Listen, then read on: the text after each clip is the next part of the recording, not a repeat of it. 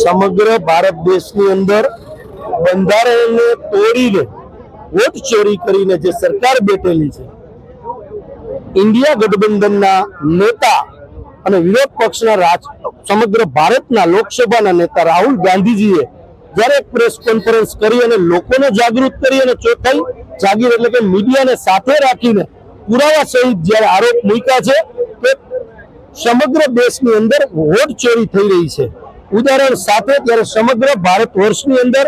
લોકો પણ જાગૃત થઈ રહ્યા છે અને આના વિરોધની અંદર પ્રજા પણ આગળ આવી રહી છે। ત્યારે સમગ્ર ગુજરાતની અંદર આજે 3 કલાક પ્રતિક ધરણાનો કાર્યક્રમ કોંગ્રેસ પરિવાર દ્વારા કરવામાં આવ્યો છે। આજે રાજકોટ ખાતે સમગ્ર કોંગ્રેસના આગેવાનો સાથે રાખીને આજે વોટ ચોરી ગદ્દી છોડના નારા સાથે અમે કાર્યક્રમ રાખ્યો છે। આવનારા દિવસોની અંદર લોકોના મત જે ચોરાઈ રહ્યા છે, લોકોને જાગૃત કરવા માટે ઘર ઘર સુધી કઈ રીતે આ લોકો વોટ ચોરી કરી રહ્યા છે એની જાગૃતતા માટે આવનારા દિવસોની અંદર કોંગ્રેસ ઘર ઘર સુધી જશે અને લોકોને સમજાવશે। એ જ વાત માટે આજે જે નંબર પણ અંદર ડાયલ કરેલો છે એમાં આશરે